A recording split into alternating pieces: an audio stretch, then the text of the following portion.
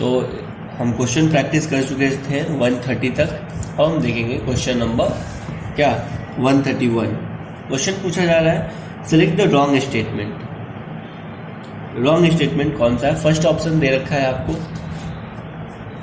Pseudopodia are locomotory and feeding structure in sporozoans। देखते हैं, आगे बढ़ते हैं। मशरूम बिलोंग टू बेसिडियोमाइसिटीज, सही है। Cell wall is present in members of fungi and plantae, बिल्कुल सही है। Mitochondria are power house of the cells in all kingdom except monera, ये भी क्या है? सही है। यानी 3 ऑप्शन अपना सही है और ये जो फर्स्ट ऑप्शन है ये क्या है? गलत है। ठीक है, इस तरह के क्वेश्चन को आप क्या कर सकते हैं, जो आता है उसके अकॉर्डिंग छाट के, है ना, सेलेक्ट करके अलग करके आप कर सकते हैं। क्लियर। नेक्स्ट क्वेश्चन पे चलते हैं। After karyogamy followed by meiosis spores are produced exogenously. किसमें स्पोर एक्सोजीनियसली प्रोड्यूस होता है? फर्स्ट ऑप्शन है गैरिकस, अल्टरनेरिया, न्यूरोस्पोरा और सैक्रोमाइसीज।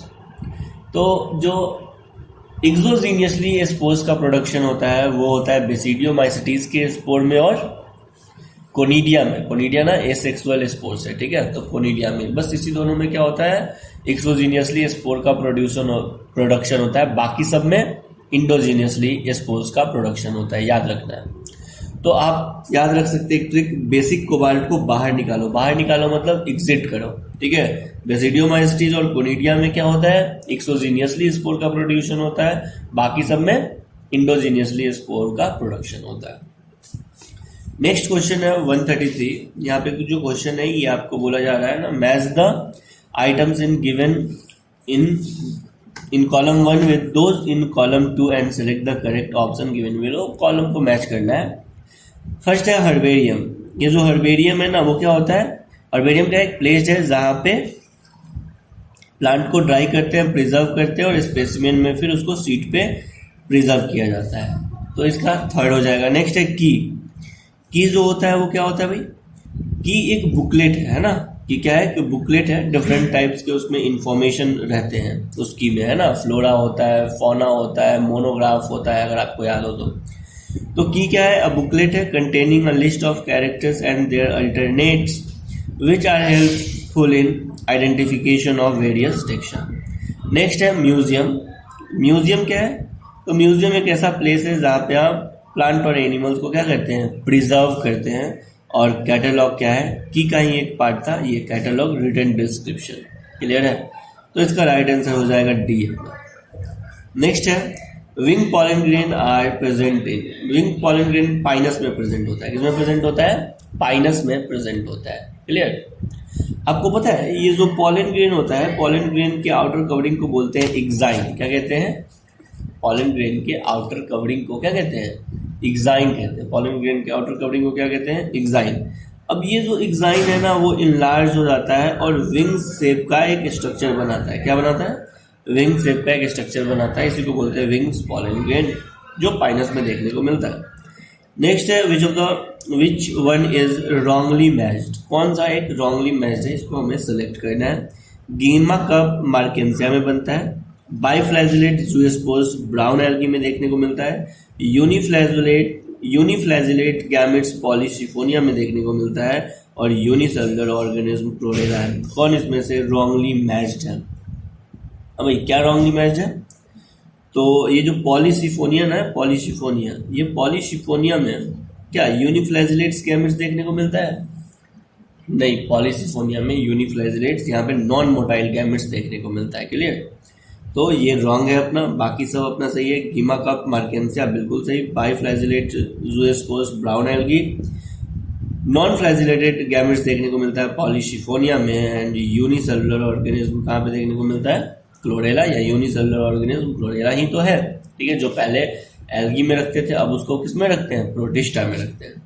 नेक्स्ट है which of the following options correctly represent the lung condition in asthma and emphysema respectively. आपको पता है कि जो अस्थमा होता है वो एलर्जिक डिसऑर्डर है, जबकि जो एम्फियाज्मा है वो क्या है?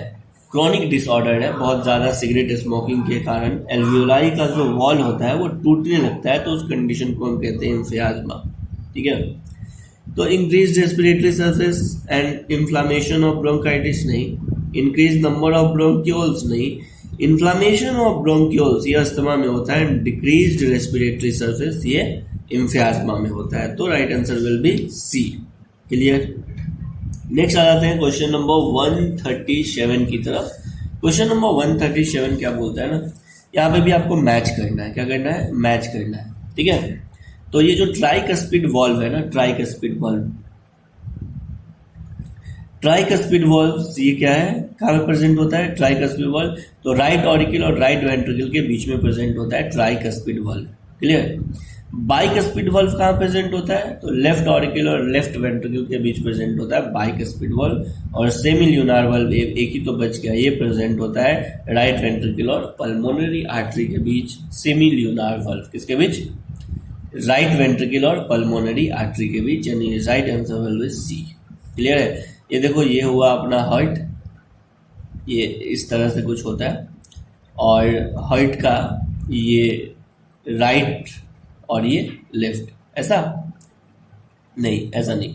ये जो राइट है ना, राइट अपना ये क्या बोलते हैं, राइट चैम्बर, ये इधर वाला राइट बनाएंगे, इधर वाला लेफ्ट बनाएंगे और इधर वाला राइट बनाएंगे। ऐसा क्यों सर? क्योंकि जब भी हम किसी को का बॉडी पढ़ते हैं तो दूसरे की बॉडी पढ़ते हैं, जो दूसरा बॉडी आएगा, जो मेरा राइट है वो इसका लेफ्ट होगा, और जो मेरा लेफ्ट है वो इसका राइट होगा, इसलिए कुछ ऐसा बनता है हार्ट का। ठीक है। तो यहाँ पे राइट ऑरिकल राइट वेंट्रिकल के बीच में ट्राइकस्पिड वॉल्व और लेफ्ट ऑरिकल लेफ्ट वेंट्रिकल के बीच में बाइकस्पिड वॉल्व प्रेजेंट होता है, जबकि क्या यहाँ पे ये सेमी ल्यूनार वॉल्व कहाँ प्रेजेंट होता है? राइट वेंट्रिकल और पल्मोनरी आर्टरी के बीच में प्रेजेंट होता है सेमी ल्यूनार वॉल्व। क्लियर है। तो सी आंसर होगा। नेक्स्ट है इसी तरह का क्वेश्चन, यहाँ पे भी हमको क्या करना है? मैचिंग कराना है। ठीक है। तो क्वेश्चन नंबर 138, क्वेश्चन नंबर 138 में क्या बोल रहा है? Tidal volume. टाइडल वॉल्यूम जो होता है ना, इसका अमाउंट होता है जब नॉर्मल कंडीशन में हम सांस लेते हैं या छोड़ते हैं, तो उस वॉल्यूम को बोलते हैं टाइडल वॉल्यूम, जिसका अमाउंट होता है 500 से 550 ml। लेकिन एनसीईआरटी में 500 ml ही दे रखा है। ठीक है। तो 500 ml tidal volume, normal condition में आप जो सांस लेते हैं या छोड़ते हैं। नेक्स्ट है इंस्पिरेटरी रिजर्व वॉल्यूम। तो इंस्पिरेटरी रिजर्व वॉल्यूम मतलब क्या होता है? मतलब residual volume plus tidal volume और फोर्सफुली, है ना, जो आप वॉल्यूम को इंस्पायर करते हैं। तो इसका जो वॉल्यूम आता है वो आता है 2500 से 3000। क्लियर।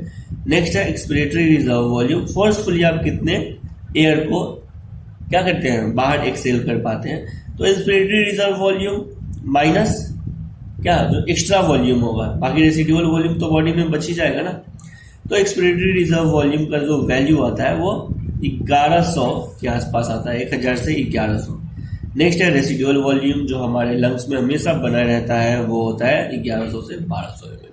क्लियर है। तो इसके अकॉर्डिंग अपना जो राइट ऑप्शन है वो चला जाएगा 1 का 3 एंड 2 का 1 यानी ये बी। क्लियर है। नेक्स्ट आ जाते हैं क्वेश्चन नंबर 139 की तरफ। क्वेश्चन नंबर 139 आपको बोलता है the transparent lens in the human I is held in its place by. ठीक है।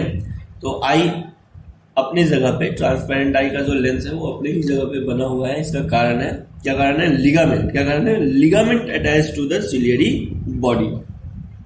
तो 139 का क्या हो जाएगा? C, ligament attach to the ciliary body. Next question है which of the following is an amino acid derived hormone. ये कौन सा हार्मोन है जो सिंपली एमिनो एसिड से डिराइव्ड हुआ है? क्लियर। तो वो है इपिनेफ्रिन। ये आपको याद रखना चाहिए, बस डायरेक्ट सिंपली इसको याद रखेंगे। इपिनेफ्रिन हार्मोन जो है वो क्या, इपिनेफ्रिन हार्मोन वो एमिनो एसिड से डिराइव हुआ है। नेक्स्ट क्वेश्चन है which of the following hormones can play significant role in osteoporosis. कौन सा हार्मोन है जो ऑस्टियोपोरोसिस में सिग्निफिकेंट रोल प्ले करता है? तो एक तो है पारथ हार्मोन। ठीक है। डीकैल्सिफिकेशन करवाता है, ये पता होना चाहिए। डीकैल्सिफिकेशन करवा के हमारे ब्लड में कैल्शियम लेवल को बढ़ाने का काम करता है पारथ हार्मोन। और एक है एस्ट्रोजन। ठीक है। अगर आपको करना होगा तो इस पारथ हार्मोन से भी क्वेश्चन का आंसर डायरेक्ट कर सकते थे। 141 का क्या हो जाएगा? ए। नेक्स्ट क्वेश्चन हम देखते हैं। नेक्स्ट क्वेश्चन है 142 और क्वेश्चन आपसे बोलता है ना कि भाई which of the following structures or regions incorrectly paired with its function. यानी कौन सा ग्लैंड इधर दिया हुआ है और इसका या स्ट्रक्चर दिया हुआ है और इसका रिलेटेड फंक्शन दिया हुआ है, और कौन इनकरेक्टली क्या करता है? डिस्क्राइब करता है। हाइपोथैलेमस, हाइपोथैलेमस क्या करता है? Production of releasing hormones and regulation of temperature, hunger and thirst. Very good, सही बात है। Limbic system, limbic system of a fiber tract are interconnected different regions of a brain control movement। In limbic system ये काम नहीं करता है। Clear. Next है medulla oblongata, control respiration and cardiovascular reflex, बिल्कुल सही। कॉर्पस कैलोजम, कॉर्पस कैलोजम क्या करता है? Band on fibers connecting left and right cerebral hemisphere, बिल्कुल सही। ये फाइबर्स है जो लेफ्ट और राइट सेरिब्रल हेमिस्फीयर को जोड़ने का काम करता है, कॉर्पस कैलोजम, तो ये भी सही है, यानी गलत हो गया अपना बस बी। क्लियर। 142 क्वेश्चन नंबर आते हैं 143। 143 क्या बोलता है? द एम्ब्रियोन of mammalian embryo is derived from. ये जो मैमेलियन एम्ब्रियो में जो एम्ब्रियोटिक फ्लूइड या एम्ब्रियोन है, ये किससे डिराइव्ड होता है? हाँ भाई, तो किससे डिराइव्ड होता है ये? मीजोडर्म एंड ट्रोफोब्लास्ट से, इंडोडर्म और मीजोडर्म से, इक्टोडर्म और मीजोडर्म से, या इक्टोडर्म और इंडोडर्म से। ये डिराइव्ड होता है इक्टोडर्म और मीजोडर्म से। किससे डिराइव्ड होता है? इक्टोडर्म और मीजोडर्म से। तो ये आपको याद रखना चाहिए इस क्वेश्चन को। क्लियर। कि एम्ब्रियोन मेलियन एम्ब्रियो में डिराइव्ड होता है इक्टोडर्म एंड मीजोडर्म से। किससे? इक्टोडर्म एंड मीजोडर्म से। नेक्स्ट क्वेश्चन की तरफ बढ़ते हैं हम। नेक्स्ट क्वेश्चन हमसे बोलते हैं ना कि hormones secreted by the placenta to maintain pregnancy, मतलब हॉर्मोन्स प्लासेंटा से कौन सा हार्मोन सिक्रेट होता है प्रेगनेंसी को मेंटेन रखने के लिए? क्लियर। क्वेश्चन नंबर 144, प्लासेंटा से कौन सा हार्मोन रिलीज होता है प्रेगनेंसी को मेंटेन रखने के लिए? एक होता है ह्यूमन कोरियोनिक गोनाडोट्रोपिन हार्मोन, क्या है? HCP। दूसरा होता है HPL प्रोलैक्टिन हार्मोन, प्रोजेस्टेरॉन और एस्ट्रोजन, क्या? एस्ट्रोजन। तो ये सब जो हार्मोन्स है वो किससे रिलीज होता है? प्लासेंटा से रिलीज होता है प्रेगनेंसी को मेंटेन रखने के लिए। ठीक है, तो याद रखना है HCG, HPL, progesterone and estrogen. Clear. Next आगे बढ़ते हैं क्वेश्चन नंबर 145। क्वेश्चन नंबर 145 बोलता है ना कि the difference between spermiogenesis and spermiation. तो स्पर्मियोजेनेसिस क्या है? स्पर्मियोजेनेसिस में ना बस स्पर्मेटोजोआ का फॉर्मेशन होता है। ठीक है, स्पर्मेटोजोआ का फॉर्मेशन होता है, जबकि स्पर्मिएशन में स्पर्मेटोजोआ रिलीज हो जाता है सर्टोली सेल से। क्या? स्पर्मिएशन में क्या होता है? स्पर्मेटोजोआ रिलीज हो जाता है सर्टोली सेल से, और स्पर्मियोजेनेसिस में क्या होता है? स्पर्मेटोजोआ का फॉर्मेशन होता है, और स्पर्मिएशन में क्या होता है? स्पर्मेटोजोआ रिलीज हो जाता है सर्टोली सेल से। इस प्रोसेस को बोलते हैं स्पर्मिएशन। क्लियर। नेक्स्ट देखते हैं। In spermiogenesis, spermatozoa forms from Sertoli cells are released। नहीं, spermiogenesis में ऐसा नहीं होता है, ऐसा तो होता है spermiation में, यानी गलत बात। In spermiogenesis, spermatozoa are formed, सही है, while spermiation, spermatid are formed, नहीं। नेक्स्ट है in spermiogenesis, spermatid are formed, while in spermiation, spermatozoa are formed, नहीं, ये भी गलत बात। In spermiogenesis spermatozoa are formed, बिल्कुल सही। क्या होता है स्पर्मियोजेनेसिस में? स्पर्मेटोजोआ बनते हैं। While in spermiation spermatozoa are released from Sertoli cell into cavity of seminiferous tubule. Clear. तो राइट आंसर अपना हो जाएगा डी। तो ध्यान रखना है कि स्पर्मियोजेनेसिस एंड स्पर्मिएशन में क्या डिफरेंस है। स्पर्मियोजेनेसिस में क्या होता है? स्पर्मेटोजोआ बनता है, जबकि स्पर्मिएशन में क्या होता है? स्पर्मेटोजोआ रिलीज हो जाता है सर्टोली सेल से सेमिनिफेरस ट्यूब्यूल्स। द कॉन्ट्रासेप्टिव्स, सहेली। अब बोलता है ना कि ये सहेली क्या है। ठीक है, क्वेश्चन नंबर 146, ये सहेली क्या है? इंट्रायूटेराइन डिवाइस है? नहीं। Increase the concentration of estrogen and prevent ovulation in females? नहीं। Blockage estrogen receptors in uterus preventing egg from getting implanted. ठीक है, तो ये इम्प्लांटेशन को रोकता है। सहेली क्या करता है? इम्प्लांटेशन को रोकने का काम करता है। तो राइट आंसर अपना चला जाएगा सी। नेक्स्ट है क्वेश्चन नंबर 147, और क्वेश्चन नंबर 147 आपसे बोला जा रहा है ciliate differ from all other protozoans. ये जो सिलिएट होते हैं वो डिफरेंट प्रोटोजोन से अलग होते हैं। तो ये किस मामले में अलग होते हैं? ठीक है, ciliates using pseudopodia for capturing prey, having a contractile vacuole for removing excess water, using flagella for locomotion, having 2 types of nuclei. तो सिलिएट्स जो होते हैं वो प्रोटोजोन से किस मामले में क्या होते हैं, अलग होते हैं, ठीक है। तो आपको पता है कि ये जो सिलिएट्स होते हैं जैसे पैरामीशियम, इसके पास 2 न्यूक्लियाई है, ठीक है, क्या है, 2 न्यूक्लियाई है। उसके अलावा जितने भी प्रोटोजोन्स होते हैं ना, वो नॉन सिलिएट अगर हैं तो उसके पास सिंगल न्यूक्लियस होता है। तो सिलिएट्स के पास क्या होता है, 2 न्यूक्लियस होता है, याद रखना है, हैविंग 2 न्यूक्लियाई। क्लियर है। क्वेश्चन नंबर 147 का हो जाएगा डी। नेक्स्ट क्वेश्चन हम आ जाते हैं। नेक्स्ट क्वेश्चन आपसे बोला जा रहा है identify the vertebrate group of animal characterised by crop and gizzard in its digestive system. Clear. तो बोलता है कि identify the vertebrate group of animals characterised by crop and gizzard in its digestive system. देखो हमको पता चला कि भाई एक वर्टिब्रेट्स हमको मिला और उसके पास क्या है, क्रॉप है एंड गिजार्ड है।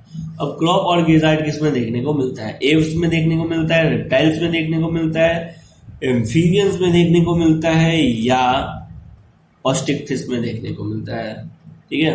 तो आपको पता है ये देखने को मिलता है एव्स में, बर्ड्स में देखने को मिलता है। वेरी गुड, ठीक है। तो बर्ड्स में क्रॉप और गिजार्ड्स दोनों देखने को मिलते हैं। नेक्स्ट है क्वेश्चन नंबर 149। क्वेश्चन नंबर 149 क्या आपसे बोला जा रहा है कि which of the following features is used to identify a male cockroach from a female cockroach. तो मेल कॉकरोच के पास क्या होता है, कॉर्डल स्टाइल्स होता है। क्या होता है भाई, कॉर्डल स्टाइल्स होता है, जबकि फीमेल के पास कॉर्डल स्टाइल नहीं होता है। एनल सर्काई दोनों के पास होता है, मेल के पास भी होता है और फीमेल के पास भी होता है। क्लियर है। नेक्स्ट है क्वेश्चन नंबर 150। क्वेश्चन नंबर 150 बोल रहा है which of this animals is not होम्योथर्म। इसमें से कौन होम्योथर्म नहीं है। तो ये जो क्या है, कैमेलियन है, वो होम्योथर्म नहीं है। ये क्या होता है, कोल्ड ब्लडेड एनिमल, पाइकिलोथर्म है। बाकी सब मैमल्स और बर्ड्स का एग्जाम्पल है, ठीक है। ये बर्ड्स, ये तो मैमल्स हो गया, ये बर्ड्स और ये भी बर्ड्स का एग्जाम्पल है। और बर्ड्स भी क्या होते हैं, वार्म ब्लडेड होते हैं, नहीं होम्योथर्म होते हैं, नहीं। Answer will be only B. Next है question number 151। Which of the following animal does not undergo metamorphosis. कौन मेटामॉर्फोसिस में नहीं जाता है, मॉथ जाता है, ट्यूनिकेट भी मेटामॉर्फोसिस करते हैं, स्टारफिश भी मेटामॉर्फोसिस करते हैं, लेकिन जो ऑर्डफॉर्म है इसमें किसी भी तरह का मेटामॉर्फोसिस नहीं होता है। लार्वा स्टेज हमको देखने को नहीं मिलता है, यानी 151 का क्या हो जाएगा, सी। नेक्स्ट क्वेश्चन बोला जा रहा है 152 और यहाँ पे क्वेश्चन है which of the following organism are known as a chief producer of oceans. और ये तुमको बचपन से पता है, डायटम्स। नेक्स्ट क्वेश्चन है which of the following population interaction is widely used in medicinal science for the production of antibiotic. Antibiotic के production के लिए कौन सा इंटरैक्शन यूज किया जाता है, तो यूज किया जाता है एमेंसिलिस। क्या यूज किया जाता है, एमेंसिलिस, है ना। तो बैक्टीरिया को तो कुछ नहीं होता है, ना फायदा होता है ना ही नुकसान होता है, सॉरी, फंजाई को ना फायदा होता है और ना ही नुकसान होता है, जबकि बैक्टीरिया को सिर्फ क्या होता है, नुकसान होता है। क्लियर। तो 0 और माइनस का ये इंटरैक्शन है, तो इसलिए एमेंसिलिस। नेक्स्ट है all the following are included in ex situ conservation except. तो botanical garden ex situ conservation, wild life safari या wild life park ex situ conservation, sacred grove जो है ना वो इन सिटू कंजर्वेशन का एग्जाम्पल है, और सीड बैंक भी क्या है, एक्सेटिव कंजर्वेशन का एग्जाम्पल है। क्वेश्चन अच्छे से पढ़ना है तब जवाब देना है। बोलता जा रहा है कि सब क्या है, इन सिटू कंजर्वेशन है, बस एक सिटू कंजर्वेशन है, बस एक को छोड़ के, तो वो क्या है, सेक्रेड ग्रुप्स को छोड़ के। नेक्स्ट क्वेश्चन है क्वेश्चन नंबर 155 और क्वेश्चन नंबर 155 आपको बोलता है ना कि भाई ये मैच द कॉलम है सिंपली। यूट्रोफिकेशन क्या होता है, न्यूट्रिएंट इनरिचमेंट, यानी 1 का क्या हो जाएगा, 3। तो 1 का 3 इसी में है, बस यहीं से अपना आंसर कंप्लीट हो गया ना, 155 का ए। नेक्स्ट क्वेश्चन नंबर 156 से हम अगले वीडियो में देखेंगे। डिफरेंट पार्ट्स में 2018 का आ रहा है, वीडियो ज़्यादा लंबा नहीं कर रहे हैं, ठीक है, तो छोटा छोटा ही रहेगा। Thank you.